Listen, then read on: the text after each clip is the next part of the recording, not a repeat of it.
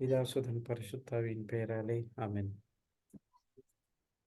நன்றி ஆண்டவரே, நன்றி இயேசு கிறிஸ்துவே, நன்றி தூய ஆவியானவரே. இதோ இந்த நாளை கொடுத்ததுக்காக உமக்கு நன்றி செலுத்துகிறோம். இதோ இந்த வேலையை கொடுத்ததுக்காக உமக்கு நன்றி செலுத்துகிறோம்.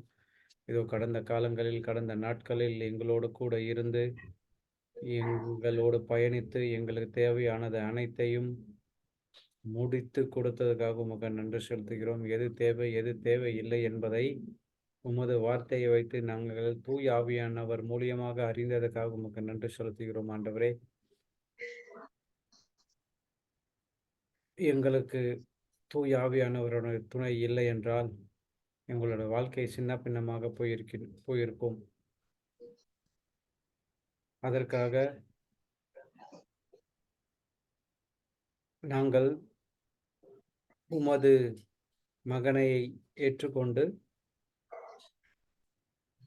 எங்கள் பாவ பரிகாரியாய் அவர் இறந்து எங்கள் பாவங்களுக்காக அவர் மரித்து அவர் உயிர்த்தெழுந்து அவருடைய ஆவி, அதாவது தூய ஆவியானவரை எங்களுக்கு கொடுத்து எங்கள் வாழ்க்கையை சின்ன பின்னமாக போக வேண்டிய வாழ்க்கையை ஒழுங்காக மாற்றியதற்காக நன்றி செலுத்துகிறோம். அது மட்டும் இல்லாமல் எங்களுடைய திட்டங்கள், எங்களுக்காக வைத்திருக்கும் திட்டங்களை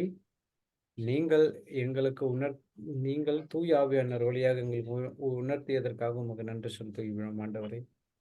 இதோ நாங்கள் படிக்க போகும் ஒவ்வொரு திருச்சட்டம் பாய்ந்த அனைத்து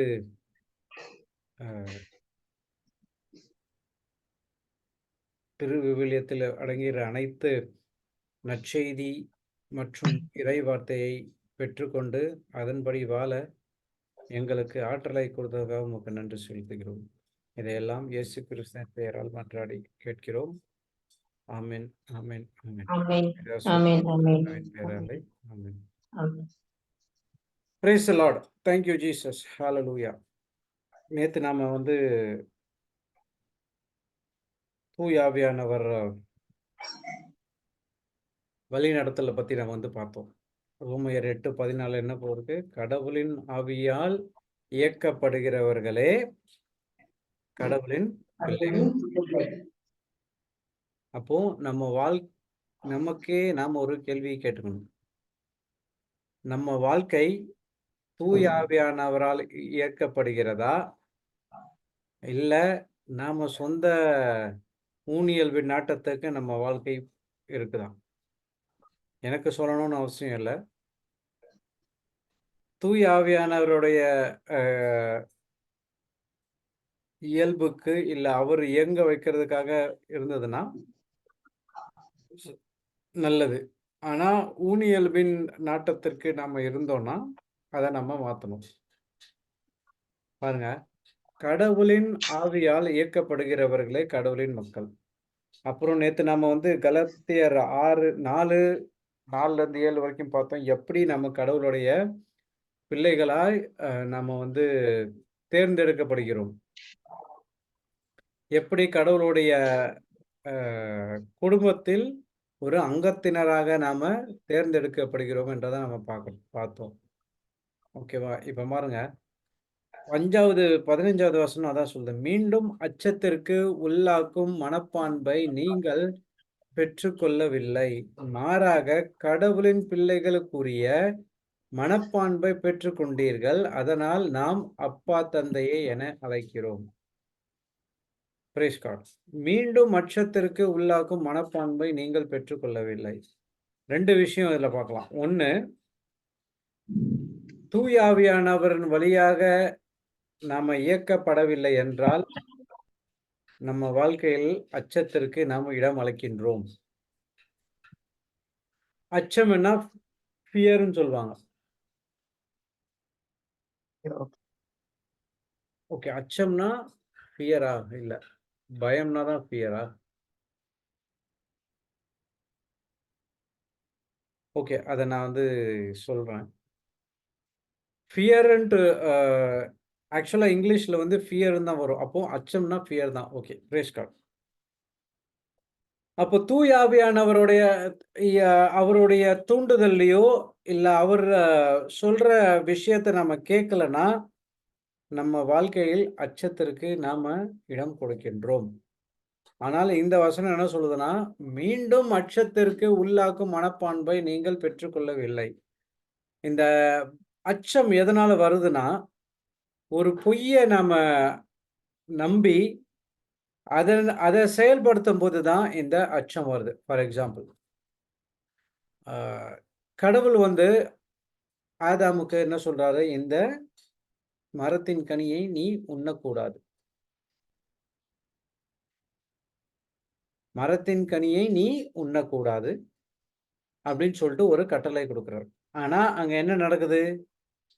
இந்த சாத்தான் என்ன பண்றான்? ஒரு பொய்ய ஏவாள் மூலியமாக அவங்களுடைய சிந்தனையில உள்ள சொருகுறான். அப்போ ஏவாள் என்ன பண்றாங்க? அந்த பொய்ய நம்புறாங்க. "நீ சாக மாட்டாய்" அப்படின்ற ஒரு பொய்ய நம்புறாங்க. அதுக்கு இல்லாம இன்னொரு ஒரு பொய். "நீ சாக மாட்டாய். ஆனா, எது நல்லது, எது கெட்டதுன்றத நீ வந்து அறிஞ்சுப்ப" அப்படின்ட்டு வந்து ஒரு கடவுள் மாரி நீனும் ஆயிடுவ அப்படின்னு சொல்லிட்டு இன்னொரு ஒரு பொய்ய வந்து சொல்றான். ஏற்கனவே அவங்க கடவுள் மாரி தான் இருக்கிறாங்க. என்ன பண்றாங்க? ஏவாள் அந்த பழத்த எடுத்து சாப்பிடுறாங்க. ஆதாமும் அந்த பழத்த எடுத்து சாப்பிடுறாரு. எடுத்து சாப்பிட்டோன அவங்களுடைய கண்கள் திறக்கப்படுகிறது. கண்கள் திறக்கப்பட்ட உடனே அவர்கள் ஆடையின்றி இருக்கிறதை உணர்கிறார்கள். அப்போ அதுக்கப்புறம் என்ன பண்றாங்க? போயிட்டு 2 பேரும் ஒளியிறாங்க. அப்போ கடவுள் வந்து வரும்போது, அ ஆதாமுக்கு ஒரு மாரியான ஒரு பயம் வருது. He is afraid. He he has fear. ஓகேவா? Praise God. அந்த இடத்துல வந்து அவனுக்கு ஆதாமுக்கு வந்து ஒரு பயம். ஏன்னா, அவன் தப்பு செஞ்சுட்டான். அந்த பொய்ய நம்பி அவன் வந்து தப்பு செஞ்சுட்டான். அதனால அவனுக்கு ஒரு பயம், ஒரு அச்சம். அதே மாரி தான் தூய ஆவியானவரால் நாம இயக்கப்படவில்லை என்றால், நாம என்ன பண்றோம்? தப்பான ஒரு காரியத்த செஞ்சுர்றோம். இது வந்து புதுப்பிறப்பு அடைந்தவர்களுக்கும் சரி, அடையாதவர்களுக்கும் சரி. இது வந்து காமன். அதனால புதுப்பிறப்பு அடைந்தவர்கள் எல்லாம் வந்து தூய ஆவியானவரால் இயக்கப்படுகிறவர்களா? அப்படின்னு கேட்டா, நான் என்ன சொல்வேன்னா, இல்லைன்னு தான் சொல்லுவேன். நானும் ஒரு சில இடத்துல வந்து தவறு செஞ்சிருக்கேன். ஐய்யயோ! நாம இந்த தவற செஞ்சுட்டோமேன்ட்டு ஒரு பயம் என்கிட்ட வந்திருக்கு. Praise God. ஆனா கடவுள் என்ன சொல்றாருன்னா, அந்த அச்சத்திற்கு நீ இடம் கொடுக்காத. அப்ப நம்ம என்ன பண்ணணும்? அந்த அச்சத்திற்கு இடம் கொடுக்கக் கூடாதுன்னா, நம்ம என்ன பண்ணணும்னா, கடவுளுடைய வார்த்தைய கேட்க ஆரம்பிச்சு, தூய ஆவியானவருடைய அ அவர் எப்படி பேசுறாருன்றத நம்ம அறியறதுக்கான ஒரு வாய்ப்பை கடவுள் உருவாக்கி குடுத்திருக்கின்றார்.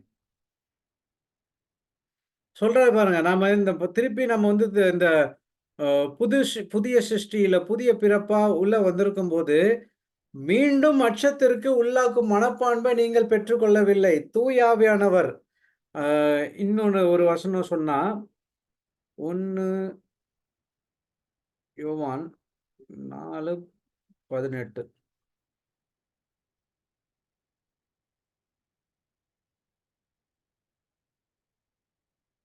போட்டிருக்கு பாருங்க.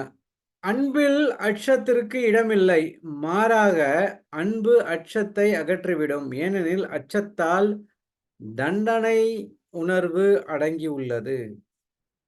அச்சம் கொண்டுள்ளவரிடம் அன்பு முழு நிறைவு அடையாது. நம்ம ரோமையர் 5:5ல பார்த்திருக்கோம். தூயாவியானவர் வழியாக நம் உள்ளங்களில் அகாப்பே லவ்ன்றது கடவுளுடைய அன்பு, பேரன்பு. அவருடைய அன்பு நம்மள் உள்ளங்களில் பொழியப்பட்டுள்ளது. அந்த அன்பு அத நம்ம உணர்ந்தோம்னா, அச்சத்திற்கு நம்ம இடம் கொடுக்க மாட்டோம். ஏன்னா, அந்த அந்த அன்பின் மூலியமா தான் நேத்து படிச்ச எல்லாமே நம்மளுக்கு வந்து நடக்குது. இது எல்லாம் கடவுளின் செயலே.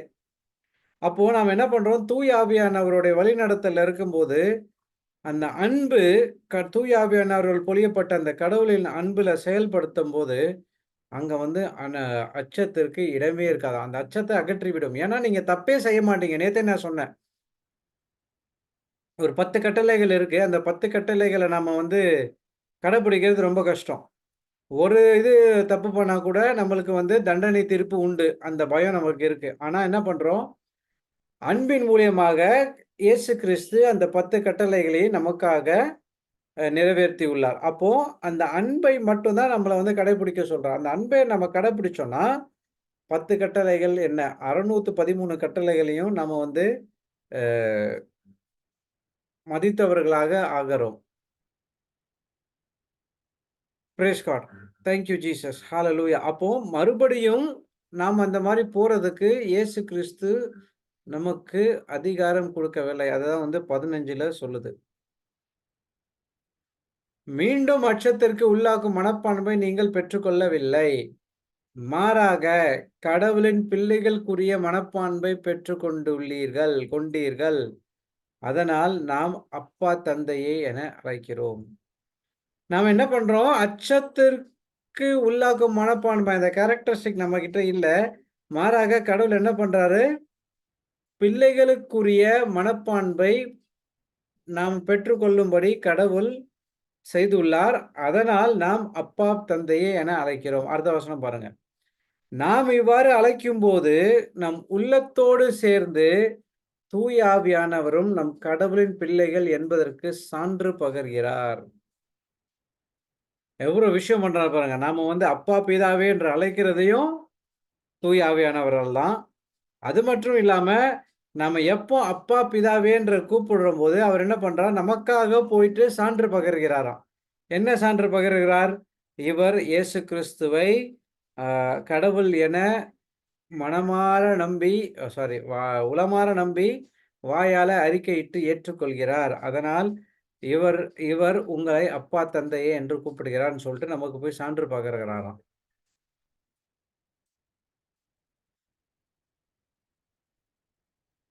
Price God. இத தான் வந்து கலாத்தியர் 4 இதுலயும் பார்த்தோம். அந்த அந்த ஸ்பிரிட் ஆஃப் அந்த ஹோலி ஸ்பிரிட் தான் வந்து அப்பா, தந்தையேன்ற ஒரு அழைக்கும் ஒரு என்ன சொல்றது? ஒரு பக்குவத்தை நமக்கு கொடுக்கிறது. அப்போ முதலாவது து வேலை என்னன்னா, நாம் அனைவரையும் கடவுளுடைய பிள்ளைகளா ஆக்கி, கடவுளுடைய ராஜ்யத்தில் உள்ள சேர்க்கிறதுக்கான முதலாவது வேலை என்னன்னா, தூய ஆவியானவருடைய வேலை நம்மள எல்லாரையும் அப்பா, தந்தையே என அழைக்க வைக்கிறது. Praise God. இங்க பாருங்க. நாம் பிள்ளைகளாயின் உரிமை பேறு உடையவர்களாய் இருக்கிறோம். நாம் கடவுளிடமிருந்து உரிமை பேறு பெறுபவர்கள். கிறிஸ்துவின் பங்காளிகள். அவருடைய துன்பங்களில் நாம் பங்கு பெற வேண்டும். அப்போதுதான் அவரோடு மாட்சியிலும் பங்கு பெறுவோம். ஓகே. இது 2வது. இத நம்ம அப்புறம் படிப்போம். ஆனா இங்க என்ன சொல்றார்? நாம் பிள்ளைகளின் உரிமை பேறு உடையவர்களாய் இருக்கிறோம். ஆம், கடவுளிடமிருந்து உரிமை பேறு பெற்றவர்கள் கிறிஸ்துவின் பங்காளிகள். கிறிஸ்து இயேசு வந்து நமக்கு வந்து ஒரு அன்னமுறை வேணும். Praise God. அப்ப இயேசு கிறிஸ்து வந்து அ அ பிதாவாகியோருடைய பிள்ளைனா, நாமளும் அந்த ஆகிய அவருடைய அவருடைய குடும்பத்தில தத்தெடுக்கிறோம். தத்தெடுத்தப்படுகிறோம். அப்போ தத்தெடுக்கும்போது, நாமளும் கடவுளுக்கு என்னென்ன சொந்தமோ, அது நமக்கும் வருகிறது. அப்போ நாம இயேசு கிறிஸ்து நம்மளுடைய மூத்த சகோதரர். Praise God. Thank you Jesus. Hallelujah. அப்போ நம்மளுடைய முக்கியமான ஒரு ஒரு ஒரு வேலைய இந்த தூய ஆவியானவர் செய்யறாரு. என்னன்னா, அப்பா, தந்தையே என நாம அழைக்கிறோம். நாம எப்போ இந்த பிள்ளைகளுக்குரிய மனப்பான்மை பெற்றுக்கொண்டோமோ, நாம அப்பவே அப்பா, தந்தையே என்று அழைக்கிறோம். அப்பா, தந்தையே என்று அழைக்கும்போது என்ன பண்றாருன்னா, கடவுள் வந்து நமக்காக அப்படியே மேல இருந்து இறங்கி வராரு. இறங்கி வந்து என் பையன் கூப்பிடுறானே, அவனுக்கு ஏதோ ஒரு பிரச்சனை இருக்குன்னு சொல்ட்டு, நமக்கு ஒரு உதவி செய்றதுக்காக தூய ஆவியானவர அனுப்புறாரு. Praise God. Thank you Jesus. ஹalleluya.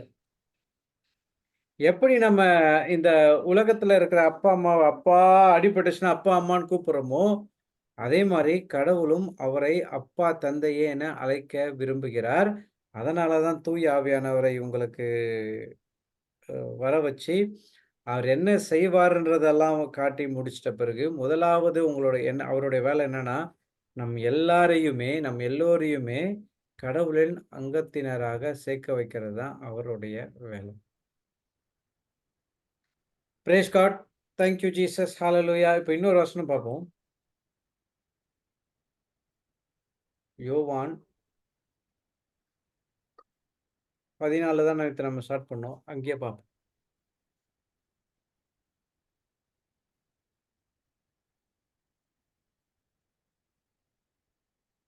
நான் செய்யும் செயல்களை என்னிடம் நம்பிக்கை கொள்பவரும் செய்வர். ஏன் அவற்றை விட பெரியவற்றையும் செய்வர். ஏனெனில் நான் தந்தையிடம் போகிறேன் என உறுதியாக உங்களுக்கு சொல்கிறேன். என்னது? கடவுள் செஞ்ச செயலை நம்மளால செய்ய முடியுமா? சாத்தியமா? அப்படின்னு சொன்னா சாத்தியம்தான். சாத்தியம் இல்லாதத கடவுள் ஒருபோதும் அவருடைய வார்த்தையில சொல்ல மாட்டார். சொல்லுறாரு, நான் செய்யும் செயல்களை என்னிடம் நம்பிக்கை கொள்பவரும் செய்வர். அவர் எப்படி சொல்றாருன்னா, இப்படி சொல்லல. நான் செய்யும் செயல்களை என்னுடைய சிஷ்யர்கள் செய்வர் அப்படின்னு சொல்லல. அவர் என்ன சொல்றார்? நான் செய்யும் செயல்களை என்னிடம் நம்பிக்கை கொள்பவரும் செய்வர். அப்போ அந்த நம்பிக்கை, அந்த அந்த வார்த்தை தான் திருப்பி நம்ம உள்ளங்கள அடிக்குது. நம்பிக்கை கொள்பவரும் செய்வர். ஏனெனில் ஏன் அவற்றை விட பெரியவற்றையும் செய்வர். அவற்றை விட பெரியவற்றையும்னா என்ன குறிக்கிறார் இங்க? யாருக்கு தெரியுமா? கடவுள் லாசரஸ உயிர்த்தெழ செய்யல. உயிர் குடுத்து அவர்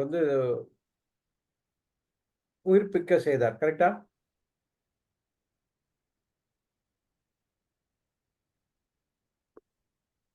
சாவிலிருந்து உயிர் பெற செய்தார். அதோடைய அவற்றை விட பெரியவற்றை நாம் என்ன செய்ய முடியும்? என்னத சொல்றாரு இவரு இங்க? இயேசு கிறிஸ்து எங்க சொல்றாரு? ஓகே, நாம ஒரு எக்ஸாம்பிள் போயிட்டு நாம பார்ப்போம். ஆ மார்க், நம்ம எல்லாருக்கும் இந்த இத நான் படிச்சிருக்கோம். ஓகே. இந்த யாரீரின் மகளை அவர் எடுக்கிறது. ஓகே.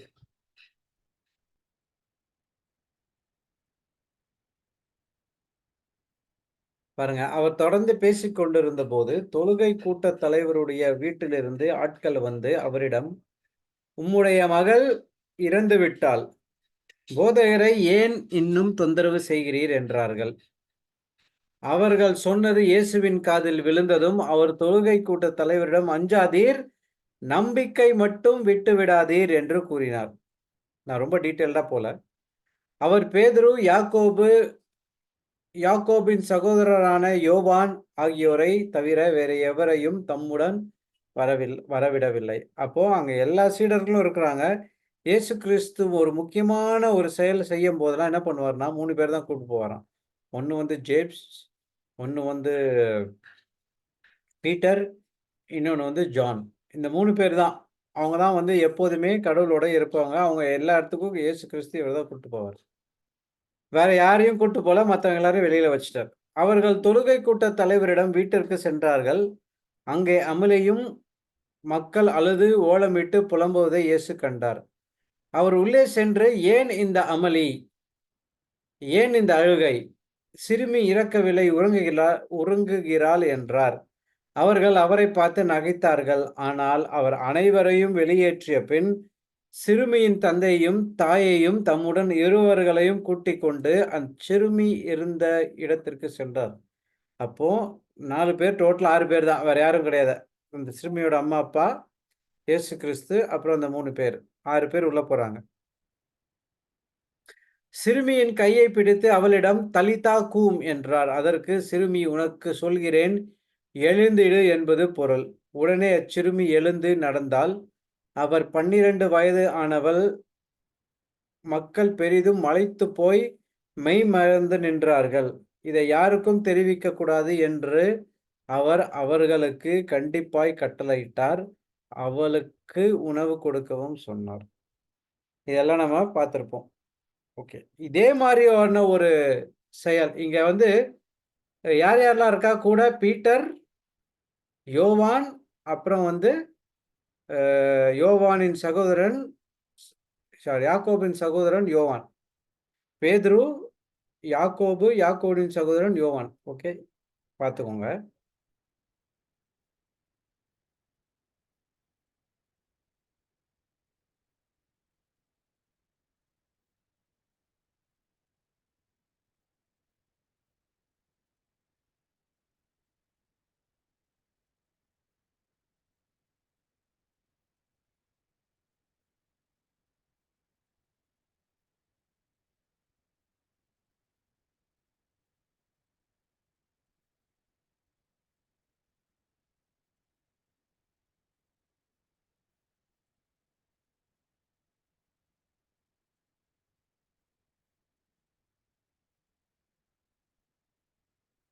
ஓகே, இங்கே தேடிட்டு இருக்கேன்.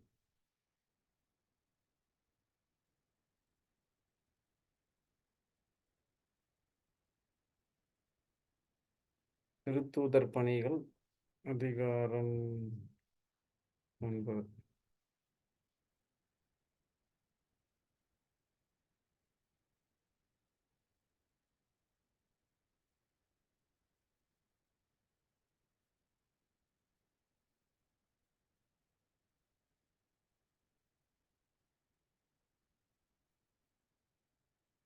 இங்க பாருங்க.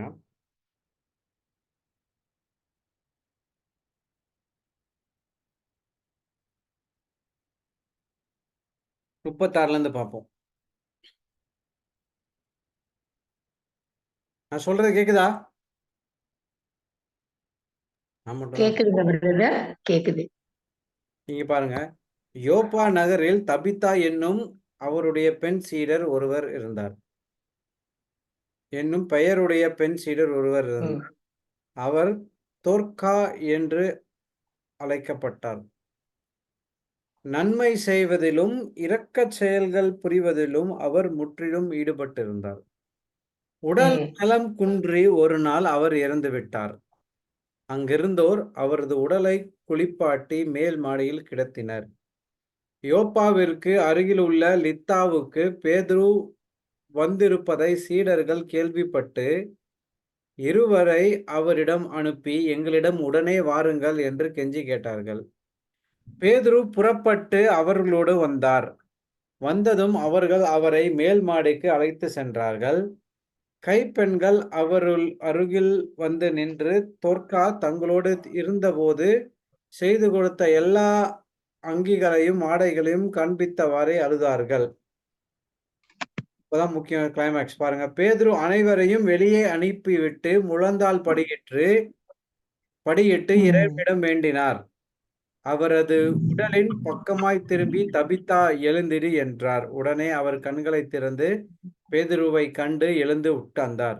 பேது அவருடைய கையை பிடித்து எழுந்து நிற்க செய்தார். இறைமக்களையும் கைப்பெண்களையும் கூப்பிட்டு அவர்கள் முன் அவரை உயிருடன் நிறுத்தினார். இது யோப்பா நகர் முழுவதும் தெரிய வரவே ஆண்டவர் மீது பலர் நம்பிக்கை கொண்டனர். யோப்பாவில் உள்ள தோல் பதனிடும் சீமோன் என்பவரிடம் பேதுரு பல நாள் தங்கியிருந்தார். Okay, praise God. இப்ப இதை பாத்தீங்களா? அங்க இயேசு கிறிஸ்து என்ன செஞ்சாரோ அதையே இங்க பேதுரு செய்றாரு. எல்லாம் அழுதுட்டு இருக்காங்க. பேதுரு என்ன பண்றாரு? எல்லாரையும் வெளியில அனுப்பிடுறாரு. அங்க என்ன சொல்றாரு? தபித்தாக்கும், அதாவது நான் கூறுகிறேன் எழுந்திடு அப்படின்னு சொல்றாரு. இங்கேயும் அதேதான், தபித்தா எழுந்திடு என்றார். உடனே அவர் கண்களை திறந்து பேதுருவை கண்டு எழுந்து உட்கார்ந்தார். இப்போ இந்த 2 மார்க் நற்செய்தியில நாம் பார்க்கிறோம். அப்புறம் யோவான் நற்செய்தியில வந்து இயேசு கிறிஸ்து சொல்றாரு, நான் செய்த அனைத்தையும் என் மேல் நம்பிக்கை உள்ளவர்கள் செய்வர், ஏன் அவற்றை விட மேலான காரியங்களையும் செய்வர். எப்போ? நம்பிக்கை கொள்ளும் போது. இப்போ இங்க பாத்தீங்கன்னா பேதுரு வந்து ஒரு விஷயமா அந்த யோப்பாவுக்கு வருவார். ஜோப்பா, ஓகேவா? ஜோப்பாவிற்கு வர. ஏன்னா இங்க பார்த்தோம்னா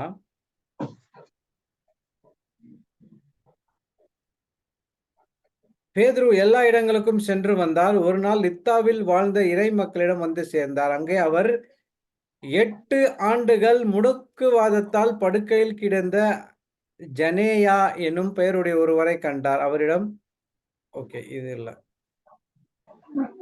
ஓகே அது இது பண்றாரு. ஆண்டவரிடம் திரும்பினார்கள். யோப்பா நகரில் அதாவது ஒரு விஷயத்துக்காக அவர் வந்து அங்க வராரு. ஓகேவா? அந்த இடத்துல என்ன நடக்குது? இந்த மாரி இந்த மாரி ஒருத்தங்க இறந்து போயிட்டாங்கன்னு அதாவது இறந்து போயிட்டாங்கன்னு சொல்லவே இல்ல. ஆள அனுப்பி எங்களிடம் உடனே வாருங்கள் என்று கெஞ்சி கேட்டார்கள். அப்போ பேதுரு என்ன பண்றாரு? உடனே புறப்பட்டு போறார். அது எல்லாமே தூய ஆவியானவருடைய வழிநடத்தல் இல்லாம அவரால அங்க போ முடியாது. தூய ஆவியானவருடைய செயல் தான் அந்த 2 சீடர்களையும் பேதுரு கிட்ட கொண்டு வர்றது.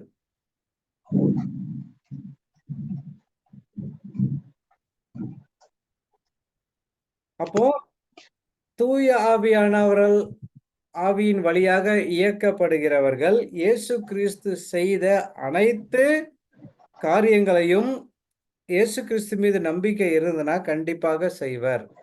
அது மட்டும் இல்லாம அதற்கும் மேலான காரியங்களையும் செய்வார். அதற்கும் மேலான காரியங்கள் என்னன்னா, இப்போ இயேசு கிறிஸ்து இந்த உலகத்துல இருந்தார்னா, அவர் இங்க இருந்து அமெரிக்கால யாராவது கூப்பிட்டோம்னா, அவங்க என்ன பண்ணணும்? இங்க இருந்து அங்க போணும். அதுக்கு டைம் எடுக்கும். அமெரிக்கால இருந்து ஆஸ்திரேலியால ஏதாவது மீட்டிங்ஸ் அப்படி பிரேயர் இருந்ததுன்னா, அங்கருந்து இங்க வரணும். அதுக்கும் அர்ஜென்ட்னா அவ்வளோ சீக்கிரத்துல போ முடியாது.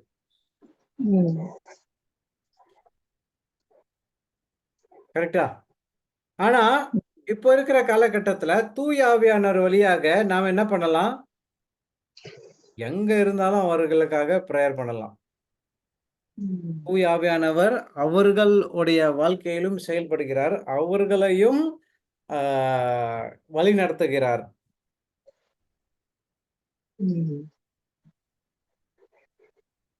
ஓகேவா? அப்போ எப்படி இந்த 14 இந்த யோவான் 14:12 எப்படி சாத்தியம்னா, இயேசு கிறிஸ்து மீது நம்பிக்கை கொள்ளும்போது அது சாத்தியம். அவர் மீது நம்பிக்கை கொள்ளும்போது தூய ஆவியானவர் என்ன பண்றாரு? உங்களுக்குள்ள தான் இருக்கிறாரு. அவரு வந்து உங்களுக்கு வந்து நெறைய விஷயத்த சொல்றாரு. நீங்க அத செய்ய, செய்ய, செய்ய என்ன நடக்குதுன்னா, உங்களுடைய வாழ்க்கையில சூப்பர் நேச்சுரல் விஷயத்த நீங்க பார்க்க ஆரம்பிக்கிறீங்க.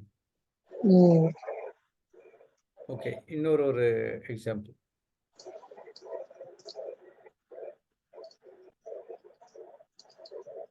இன்னும் 2 எக்ஸாம்பிள் பார்ப்போம். செசேரியா நகரில் கொர்னேலியு என்று பெயருடைய ஒருவர் இருந்தார்.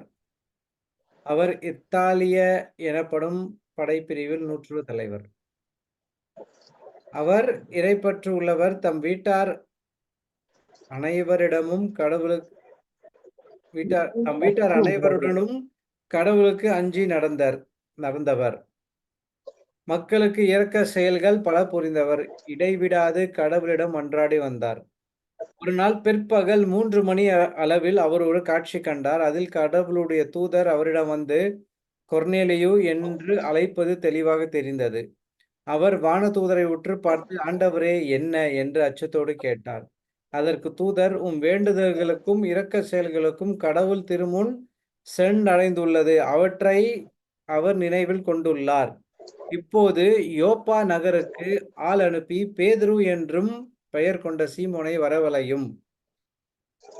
தோல் பதனிடும் சீமோன் என்பவரிடம் வீட்டில் அவர் தோல்னா அது வந்து டென்ட். ஓகேவா? அவர் விருந்தினராய் தங்கியிருக்கின்றார். இது எங்க?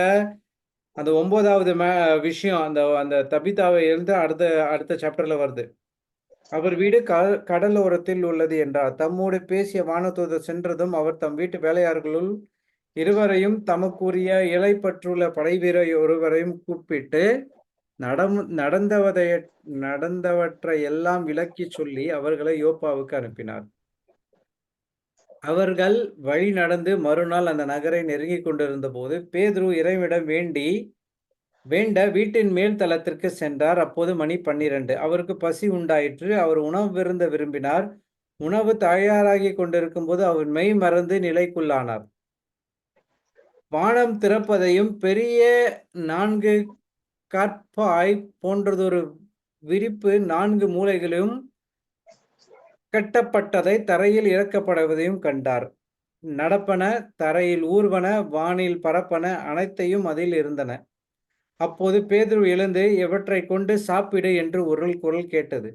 அதற்கு மறுமொழியாக பேதுரு, வேண்டவே வேண்டாம் ஆண்டவரே, தீட்டானதும் தூய்மையற்றதுமான எதையும் நான் ஒருபோதும் உண்டதில்லை என்று உரைத்தார்.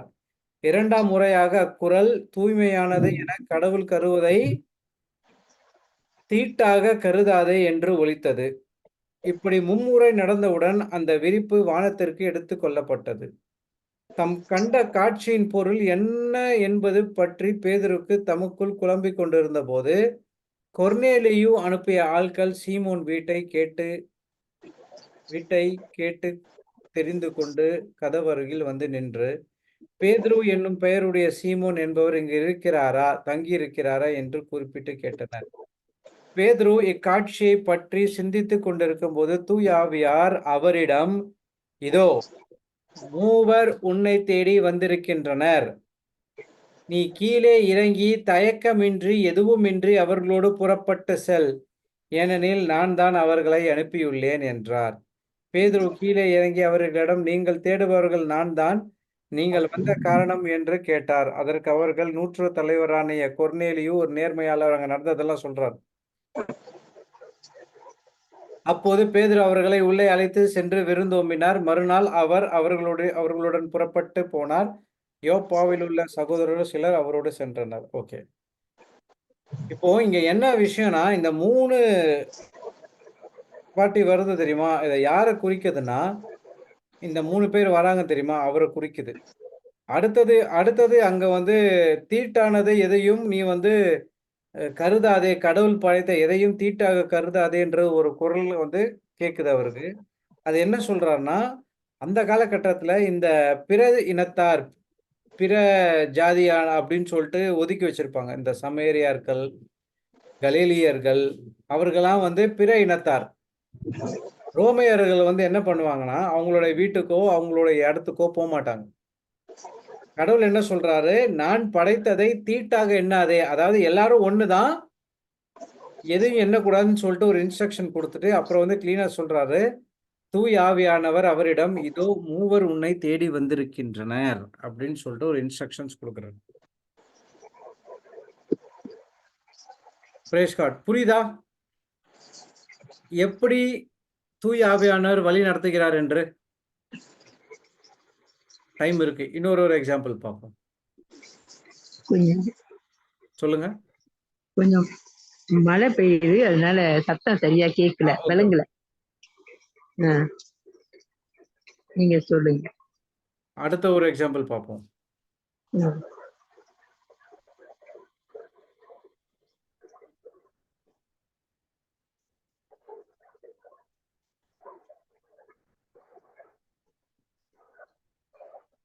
ஓகே, நம்ம வந்து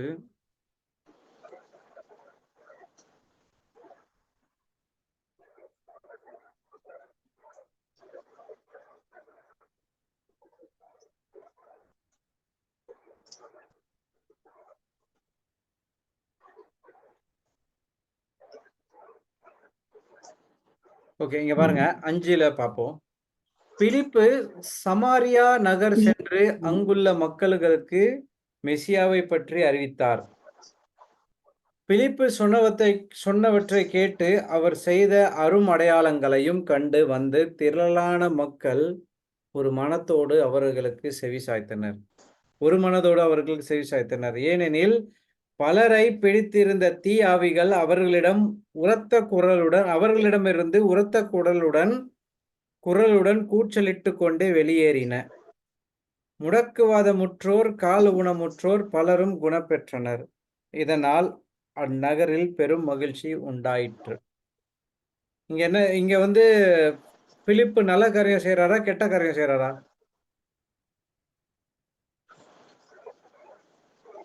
நல்ல காரியம் தான் செய்யறாரு. அவர் என்ன பண்றாரு, பேய் பிடித்த தீ ஆவிகளை அவர்களிடம் ஓட்டுகிறார், முடக்கவாதமற்றோரை குணப்படுத்துகிறார், கால் ஊனமுற்றோர் எல்லாரையும் குணப்படுத்துறார். அப்போ அந்த சமேரியா அந்த நாட்டுல வந்து ஒரு நல்ல மகிழ்ச்சி உண்டாயிட்டு.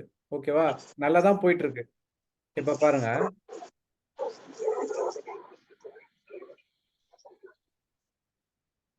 இப்போது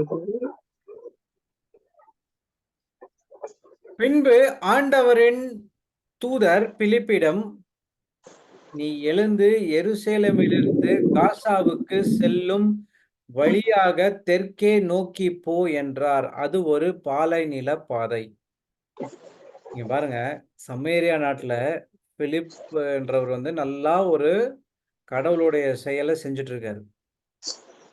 ஓகேவா? இப்போ ஒரு ஒரு ஒரு இடத்துல நீங்க ஒரு ஒரு கம்பெனில மேனேஜரா இருக்கும்போது, உங்களுக்கு கீழ ஒரு ஒரு 10 பிரான்ச் இருக்கு. ஓகேவா? ஒரு இடத்துல ஒருத்தர் வந்து நல்லா சூப்பரா செஞ்சுட்டு இருக்காருன்னா, நீங்க என்ன பண்ணுவீங்க? அந்த இடத்துக்கு அந்த பிரான்ச்சோட ஹெட் ஆக்கிருவீங்க. கரெக்ட்டா? ஓகே. நீங்க வந்து நல்லா செய்றனால என்ன பண்றீங்க? இந்த பிரான்ச்ச வந்து உங்ககிட்ட குடுக்குறேன். நீங்க பொறுப்பு. நீங்க நல்லா உயர்த்தி கொண்டு வாங்க அப்படின்னு சொல்லிட்டு ஆக்குறோம். அந்த பிரான்ச்ல இருந்து எடுத்து இன்னொரு பிரான்ச்சுக்கு அனுப்ப மாட்டோம். ஏன்னா இன்னொரு பிரான்ச்சுக்கு அனுப்புனா, இந்த பிரான்ச்சு கனமாயிடும். அந்த பிரான்ச் இது பண்றதுக்கும் டைம் ஆயிடும். ஸோ, அதனால எந்த பிரான்ச்ல அவரு நல்லா வேலை பண்றாங்களோ, அந்த பிரான்ச்ல இருந்து மேனேஜர் ஆக்கிடுவாங்க. ஆனா இங்க என்ன நடக்குது பாருங்க. அவர் நல்லா செஞ்சுட்டு இருக்கும்போது, தூய ஆவியானவர் என்ன பண்றாரு? "நீ எழுந்து எருசலேமிலிருந்து காசாவுக்கு செல்லும் வழியாக தெற்கு நோக்கி போ" என்றார். அது ஒரு பாலைநில பகுதி. யாருங்க பாலைநில பகுதிக்கு போறதுக்கு ஆசைப்படுவாங்க? ஆனா மறுபடியும் சொல்லுங்க பிரதர். ஆனா இங்க பாருங்க, பிலிப்பு அவ்வாறே புறப்பட்டு போனார். அப்போது எத்தியோப்பிய அரசு அலுவலர் ஒருவர் எருசலேம் சென்று கடவுளை வணங்கி விட்டு திரும்பி சென்று கொண்டிருந்தார். அவர் ஓர் அலி. எத்தியோப்பிய அரசின கந்தகியின் நிதி அமைச்சர். என்ன நடக்குதுன்னா, அந்த இடத்துல இப்போ புறப்பட்டு போறார். காசாவுக்கு போயிட்டு இருக்காரு. அந்த இடத்துல எத்தியோப்பிய அரசு அலுவலர் ஒருவர். அதாவது அவர் என்னன்னா, இந்த கேண்டஸ் அ கந்தாகியின் நிதி அமைச்சர். அங்க வந்து ஒரு கேண்டஸ்ன்ற ஒரு குவீன் இருக்காங்க. அந்த குவீன்ல உள்ள ஃபினான்ஸ் மினிஸ்டர். இந்த ஃபினான்ஸ் மினிஸ்டர்ன்றது ஒரு பெரிய ஒரு போஸ்ட்.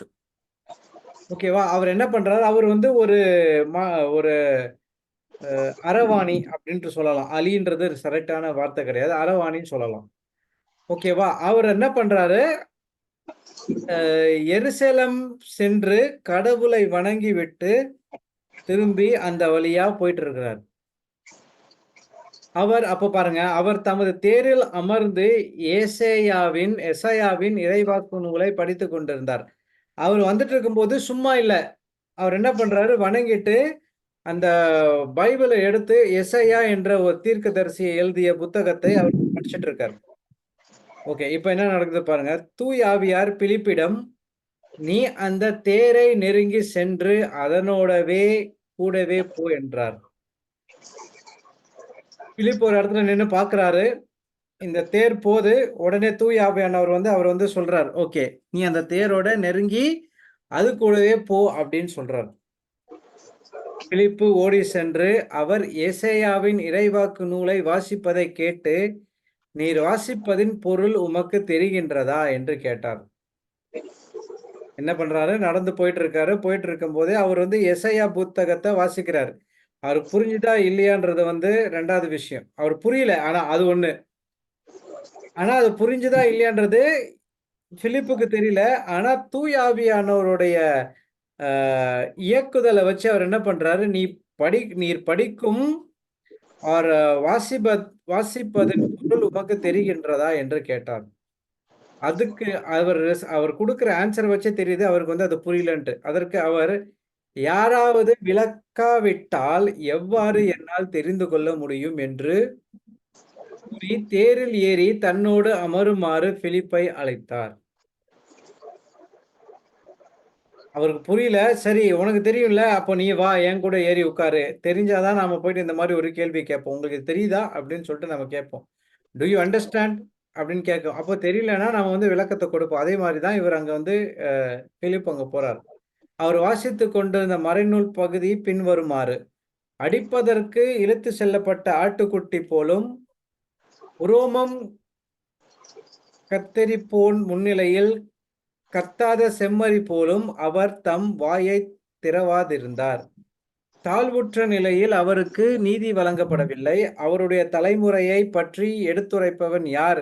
ஏனெனில் அவருடைய உயிர் தான் எடுக்கப்பட்டு விட்டதே அப்படின்ட்டு ஒரு இதுல வந்து எசாயா ம். ம். அவர் பிலிப்பிடம், இறைவாக்கினர் யாரை குறித்து இதை கூறுகிறார்? தம்மை குறித்தா அல்லது மற்றவரை குறித்தா? தயவு செய்து கூறுவீரா என்று கேட்டார். ம். இதுக்குதான் பிலிப்பு வந்து வெயிட் பண்ணிட்டு இருக்கிறார். ஆங்கப்பா, இதுக்கு தான் நான் வெயிட் பண்ணிட்டு இருக்கேன். அப்போது பிலிப்பு இந்த மறைநூலில் பகுதியில் இருந்து தொடங்கி இயேசுவை பற்றி நற்செய்தியை அவருக்கு அறிவித்தார். அவர்கள் போய்க் கொண்டிருந்தபோது வழியில் தண்ணீர் இருந்த ஒரு இடத்திற்கு வந்தார்கள். அப்போது அவர், இதோ தண்ணீர் உள்ளதே, நான் திருமுழுக்குப் பெற ஏதாவது தடை உண்டா என்று கேட்டார். அதற்கு பிலிப்பு, நீர் முழு உள்ளத்தோடும் நம்பினால் தடையில்லை என்றார். ம். உடனே அவர், இயேசு கிறிஸ்து இறைமகன் என்று நம்புகிறேன் என்றார். உடனே அமைச்சர் தேரை நிறுத்தக் கூறினார். பிலிப்பு அமைச்சர் ஆகிய இருவரும் தண்ணீருக்குள் இறங்கினர். பிலிப்பு அவருக்கு திருமுழுக்கு கொடுத்தார். அவர்கள் தண்ணீரிலிருந்து வெளியேறிய உடனே ஆண்டவரின் ஆவியார் பிலிப்பை எடுத்து சென்று விட்டார். அதாவது அடுத்த ஒரு வேலைக்கு கூட்டு போயிட்டார். அமைச்சர் அதன் பின் அவரை காணவில்லை. அவர் மகிழ்ச்சியோடு தம் வழியே சென்றார். இந்த இந்த விஷயம் எல்லாம் நடந்து முடிஞ்ச பிறகுதான் பிலிப்புக்கு தெரிஞ்சிருக்கும். ஓ, இந்த நற்செய்தியை கொடுக்கறதுக்காக தான் தூய ஆவியானவர் என்னைய வழி நடத்தி அந்த இடத்துல இருந்து இந்த இடத்துக்கு கூட்டு வந்திருக்கிறாரு அப்படின்னு சொல்லிட்டு ஒரு ஒரு எண்ணம் அவருக்கு வந்திருக்கும். இந்த ஒரே ஒரு ஒரு ஆளுக்கு இந்த நற்செய்தியை அறிவிக்கிறதுக்காக தான் கடவுள் என்ன பண்றாரு, அந்த சமேரியா நாட்டுல இருந்து இந்த பிலிப்பை கூட்டிட்டு வர்றார். Praise God, thank you Jesus. அதே மாதிரி நாமளும் ஒரு சில நேரங்கள்ல, ஐயோ இவர் ஒருத்தர் தான் இருக்கிறாரா, இவங்க 2 பேர் தான் இருக்கிறாங்களா, இந்த 3 பேர் தான் இருக்கிறாங்களா, இவங்களுக்காக நாம வந்து பைபிள் கிளாஸ் எடுக்கணுமா அப்படின்ட்டு நாம நினைக்கவே கூடாது. தூய ஆவியானவர் உங்களுக்கு நற்செய்தியை அறிவிக்கும் பணியை கொடுத்துட்டார்னா, அவர் இயக்கப்படுகிறது போலவே நாம என்ன பண்ணணும்னா நற்செய்தியை அறிவிக்க ஆரம்பிக்கணும். இன்னொரு ஒரு எக்ஸாம்பிள் ஒண்ணு சொல்றேன். ஒரு நற்செய்தி பணியாளர் என்ன பண்றாரு, ஒரு மிலிட்டரி ரெஜிமெண்ட், அதாவது இந்த போர் முடிச்சிட்டு ஒரு இடத்துலலாம் தங்குவாங்க. தங்குற இடத்துக்கு அவரை வந்து கூப்பிட்டுட்டு, நீங்க வந்து இந்த இடத்துல வந்து ஒரு சில கிறிஸ்தவர்களா இருக்காங்க. அதோட சேர்ந்து பிற இனத்தாட்களும் இருக்கிறாங்க. அவங்களுக்கு வந்து நீங்க வந்து கடவுள பத்தி அவங்களுக்கு வந்து சொல்லணும் அப்படின்னு சொல்லிட்டு கூட்டிட்டு போறாரு. அப்புறம் போற வழியில என்ன நடக்குதுன்னா, ஒரு இமிடியேட்டான ஒரு அர்ஜென்ட் கால் கவர்மெண்ட்லேருந்து, இன்னொரு இடத்துல வந்து போர் ஸ்டார்ட் ஆயிடுச்சு. அதனால நீங்க எல்லாம் இங்க இருந்து உடனடியாவே அந்த இடத்த வெக்கேட் பண்ணி இந்த இடத்துக்கு வாங்கன்ட்டு ஒரு அர்ஜென்ட்டா ஒரு கால் ஒண்ணு வந்ததுனால, அவங்க என்ன பண்றாங்க, எல்லாம் கிளம்பி போயிட்டாங்க. இந்த நற்செய்தி பணியாளர், நற்செய்தி அறிவிப்பவர்கிட்டயும், அந்த அரேஞ்ச் பண்ணவர்கிட்டயும் சொல்ல மறந்துட்டாங்க. அவங்கலாம் போயாச்சு. ஒரு 1/2 மணி நேரம் போயிட்ட பிறகு, இந்த 2 பேரும் இங்க வராங்க. இந்த 2 பேரும் இங்க வந்துட்ட பிறகு, அவங்களுக்கு ஒரே ஆச்சரியம். என்னடா நம்மள வந்து நற்செய்தி இப்ப அ அறிவிக்கிறதுக்கு கூப்பிட்டாங்களே! ஆனா இங்கன்னா யாரும் இல்லையே! என்ன பண்றதுன்னு சொல்லிட்டு ஒரு டைம்ல என்ன பண்றோம், சரி திரும்பி போலான்றபோது, தூய ஆவியானவர்கிட்ட அவர் கேட்கிறார். தூய ஆவியானவரே, நீங்க வந்து இங்க வர சொன்னீங்க. ஆனா, இங்க யாருமே இல்ல. சரி நாங்க திரும்பி போலாமா? அப்படின்னு கேட்கும்போது, தூய ஆவியானவருக்கு வந்து அவர் வந்து ஒரு உறுத்தல குடுத்திருக்காரு. என்னன்னா, இல்ல திரும்பி போகாத. நான் உனக்கு என்ன கட்டளையிட்டனோ, அத வந்து நீ வந்து அ நற்செய்திய இவங்களுக்கு சொல்லு அப்படின்னு சொன்னாரு. அவர் வந்து கேட்கிறாரு, இங்க தான் யாருமே இல்லையே! நான் யாருக்கு சொல்றதுன்னு கேட்கும்போது, அவர் என்ன சொல்றாருன்னா, உன் கூட ஒருத்தர் வந்திருக்காரு தெரியுமா? அவர முன்னாடி உட்கார வச்சு, அவருக்கு வந்து நீ நற்செய்திய சொல்லு அப்படின்னு சொல்லும்போது, இவரும் மதிர்ச்சி அந்த நற்செய்திய அவருக்கு சொல்ல ஆரம்பிக்கிறாரு. கிட்டத்தட்ட ஒரு 2, 3 மணி நேரம் அப்படியே பாஸ் ஆயி, கடைசியில ஓகே முடிச்சுக்கலான்னு சொல்லிட்டு அவங்க எல்லாம் கிளம்பி போறாங்க. கிளம்பி போயாச்சு. இந்த இந்த இன்சிடென்ட் நடந்து ஒரு 6 வருஷம் கழிச்சு, 5, 6 வருஷம் கழிச்சு, இவருக்கு வந்து ஒரு அழைப்பிதழ் வருது. என்னன்னா, அ எங் எங் என்னுடைய அ காங்கிரிகேஷன், அதாவது என்னுடைய மினிஸ்ட்ரி ஒண்ணு இருக்குது. என்னோட சர்ச் ஒண்ணு இருக்குது. அந்த இடத்துல வந்து நீங்க வந்து நற்செய்தி அறிவிக்கணும். நீங்க தான் கண்டிப்பா வரணும்னு சொல்லிட்டு அவர் வந்து கூப்பிடுறாரு. அந்த அந்த அந்த சர்ச்சுக்கும் இவர் போறார். அந்த நற்செய்திய பறைசாற்றுறதுக்கு அந்த இடத்துக்கு இவர் போறாரு. போகும்போது ஒரே ஆச்சரியம். அந்த அந்த அதாவது இவ்வளோ பெரிய கூட்டத்த அவர் வந்து பார்த்ததே கிடையாது அவர் வாழ்நாள்ல. ஓகேவா? இவ்வளோ பெரிய கூட்டத்த பார்த்ததே கிடையாது. அவர் வந்து நற்செய்திய அறிவிக்க ஆரம்பிக்கிறாரு. ஒரு ஒரு ஒரு பயங்கரமான ஒரு கடவுளை பற்றி, இயேசு கிறிஸ்து பத்தி ஒரு நற்செய்தி. அந்த இடத்துல நெறைய பேர் சுகம் பெற்றுக் கொள்கிறார்கள். ஒரு நெறைய ஹீலிங்ஸ், மிராக்கிள்ஸ் எல்லாம் நடக்குது. அதுக்கப்புறம் இந்த இதெல்லாம் நல்லா சக்சஸ்ஃபுல்லா முடிஞ்சிட்ட பிறகு எல்லாம் உட்கார்ந்து சாப்பிட்டுட்டு இருக்கும்போது அவர் வந்து கேட்கிறார். இவ்ளோ நெறையா ப்ரீச்சர்ஸ் நற்செய்தி பறைசாற்றுபவர்கள் இருக்கும்போது, உங்களுக்கு வந்து என்ன கூப்பிடணுன்ட்டு எப்படி தோணுச்சு? அப்டின்ட்டு கேட்கும்போது, அவர் என்ன சொன்னார்ன்னா, ஒரு 5 வருஷத்துக்கு முன்னாடி, ஒரு மிலிட்டரி ரெஜிமென்ட்ல வந்து உங்கள வந்து நற்செய்தி அறிவிக்கிறதுக்காக உங்கள கூப்ட்டாங்க. ஞாபகம் இருக்கா? அப்டின்னு சொன்னா, ஆமா கூப்ட்டாங்க. ஆனா அந்த இடத்துல வந்து யாருமே இல்ல. எங்களுக்கு வந்து யாருமே சொல்லல. அதுக்கப்புறம் தான் நாங்க கேள்விப்பட்டோம். ஓ! இது அர்ஜென்ட்னால எல்லாம் போய்ட்டாங்கன்னு சொல்லிட்டு. அந்த இடத்துல ஆமா ஞாபகம் இருக்கு. சொல்லுங்க அப்படின்னு சொல்லும்போது, அவர் என்ன சொன்னார்ன்னா, அந்த மிலிட்டரியில ஆள்ல நான் ஒருத்தன்.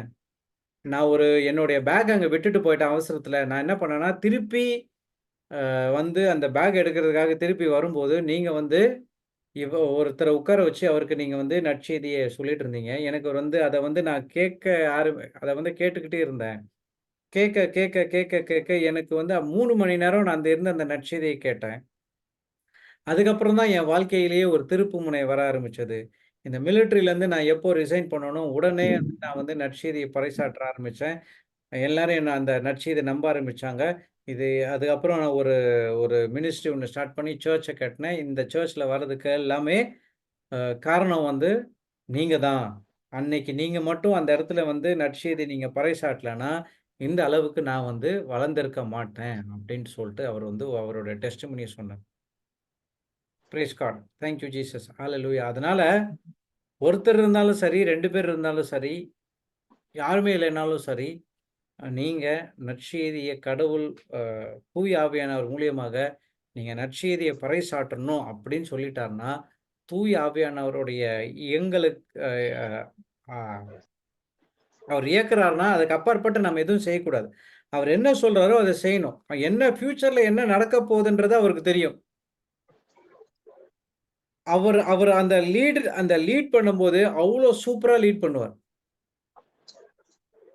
அதான் அவர் சொல்றாரு, நான் செய்தவற்றை இயேசு கிறிஸ்து சொல்றார், நான் செய்தவற்றை என்மேல் நம்பிக்கை கூறும் நம்பிக்கை அ கூறும் அனைவரும் செய்வர் அப்படின்னு சொல்றார். அப்போ இயேசு கிறிஸ்து நற்செய்தியா சொன்னத தூய ஆவியானவர் மூலியமாக நாமளும் மத்தவங்களுக்கு எடுத்து செல்ல முடியும். எடுத்து சொல்ல முடியும்.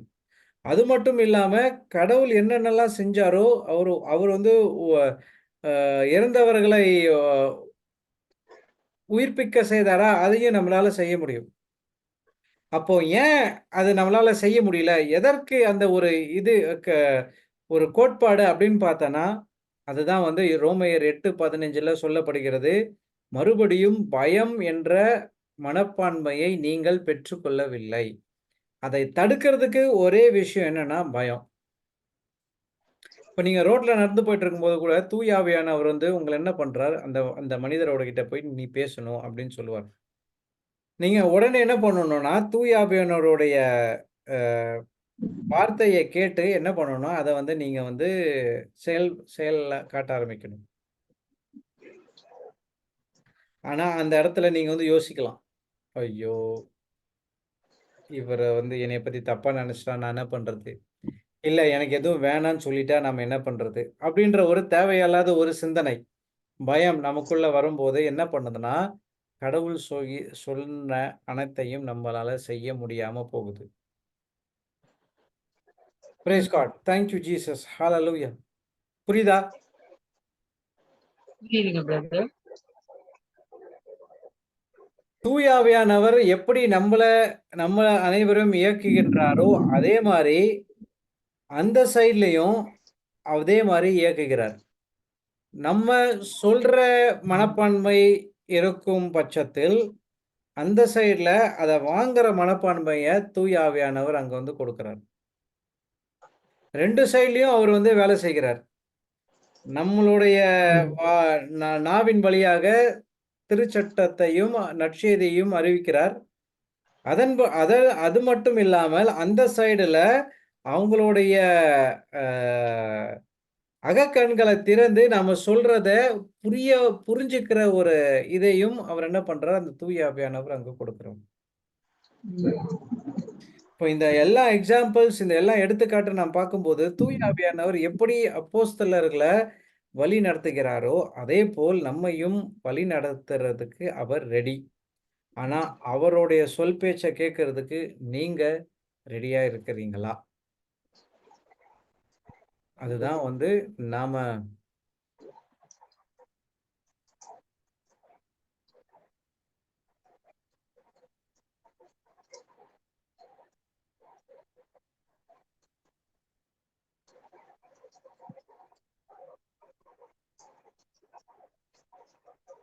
Praise God. Thank you, Jesus. Hallelujah. அப்போ இதெல்லாம் இப்ப நம்ம படிச்சது வரைக்கும் என்னன்னா, தூய ஆவியானவர் நம்மள வழி நடத்துறதுக்கு ரெடி. இப்போ அடுத்த கொஸ்டின் கேட்கலாம். எப்படி பிரதர் தூய ஆவியானவருடைய அவர் தான் பேசுறாரா? எப்படின்றத நம்ம கண்டுபிடிக்கிறது நாம அடுத்த கட்ட வேலையாக நாம பார்ப்போம். எப்படி தூய ஆவியானவருடைய வார்த்தையை கடைபிடிக்கிறது? How to be led by the Spirit of God. நாம இப்போ கடவுளுடைய பிள்ளைகள், தூய ஆவியானவரால் இயக்கப்படுகிறவர்கள். அவர் தூய ஆவியானவர் இயக்கப்படும் போது என்ன நடக்குதுன்றத நாம பார்த்துட்டோம். இது நமக்கும் சாத்தியம்ன்றத இயேசு கிறிஸ்து சொல்லிட்டாரு. இப்போ அதை எப்படி நம்ம வாழ்க்கையில செயல்படுத்துறதுன்ற நாம அடுத்த கிளாஸ்ல பார்க்கலாம். Praise God. ஏதாவது கேள்விகள் ஏதாவது இருக்குதா? இது இங்க நம்ம முடிப்போம் இன்னைக்கு. ஏதாவது கேள்விகள்? Praise God. எதுவும் இல்லையா? அப்போ இன்னைக்கு நம்ம முடிச்சுப்போம். திருப்பி நாளைக்கு நம்ம 6:30 மணிக்கு பார்ப்போம்.